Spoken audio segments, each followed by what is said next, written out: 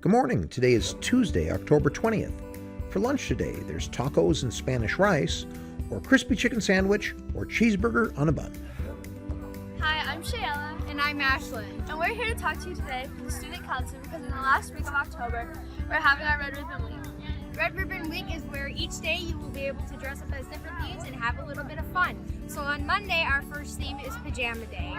You will be able to wear your pajamas to school. Tuesday is Hawaiian Day, so dress in Hawaiian themed colors or clothing and bright colors.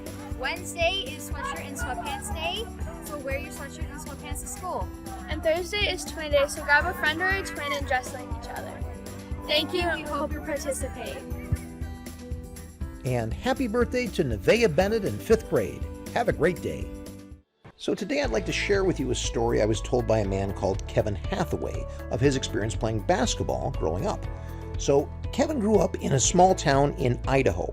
The town was so small that if you wanted to play on the high school basketball team, you're pretty much guaranteed a spot. Well, it so happens that Kevin did want to play, even though he wasn't very good. Kevin's brother, on the other hand, was one of the star players for the team and was in almost all the time. So a standard basketball game would go that Kevin was rooting for his brother from the bench, except from times when his brother would come up to the coach and tell him, "I'm tired." And then he would sit down for a minute or two and Kevin would come in and play for those minutes. Now, one year, the team turned out to be pretty good.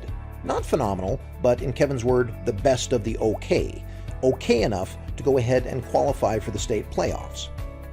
Now, because Kevin's team was the last team to qualify for the playoffs, they were put up against the defending state champions, a team that hadn't lost a game in 2 years.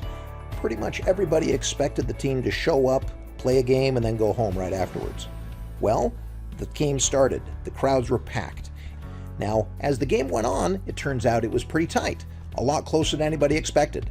So close that the longer the game went, the more people started cheering for them. Now, he thought they were just cheering for the team. As it turns out, everyone else who was sticking around wanted an upset, so they had easier games later on. But anyways, the game went into overtime, and as it turned out, Kevin's team won on a last-minute shot. Now, Kevin's team didn't magically win the tournament. They went ahead and got blown out the next round by the team that was rooting for them to win, so they'd have an easier time of it, and that's what happened. But although that's a good story, it's not the reason I'm sharing it with you. The reason is that for years afterward, Kevin and his brother would tell about this game, how they upset the number one team at their family gatherings like Christmas or birthdays. Now, one year, Kevin told his family, "Hey, guess what? I won that game. I hit the game-winning shot." Now, his brother kindly pointed out to him, says, "Hey, Kevin, you were on the bench pretty much the whole game. What are you talking about?" So challenged to justify his claim, Kevin pointed out that when his brother magically got tired a couple minutes before the first half ended, he went ahead and went in the game and ended up shooting a shot that went in. At this point, Kevin spoke up and said, "Remember how the game went to overtime? If it wasn't for those 2 points, we never would have got to overtime. We would have lost the game." The thing is, points scored at any part of the game, not just at the buzzer or at dramatic moments, count just as much as those that make the highlight reels. So if we were to compare the 12 years of public schooling to a basketball game, that puts almost everybody at a different spot in the game. You 4th graders would be just at the beginning of the second quarter, whereas you 6th graders would be around halftime, and 8th graders would be about mid-third quarter. And you don't really get into the end game until you hit high school, 4th quarter. But just like we talked about in the video, points you score at any one of those quarters are just as valuable as the late game ones. An important part to remember, though, is that the scoreboard that you're dealing with in school is not your grades. That's not how you keep score.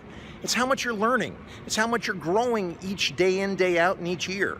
And the opponent isn't another student, it is yourself, and how much you're able to go and keep pushing yourself to keep up with the grade level expectations. So winning teams focus on doing things the right way every quarter and focusing on getting points all along the way because they know they'll need those when they get to the end of the game. Just like them, the challenge for today is to be able to score points wherever you're at. Go ahead and push yourself to learn. Go ahead and grow that much more. And as you do that, and that stacks up year after year, when you get to end game, you're going to be ready, and you're going to be right in the game, and you're going to win it. All right, have a great one. Take care.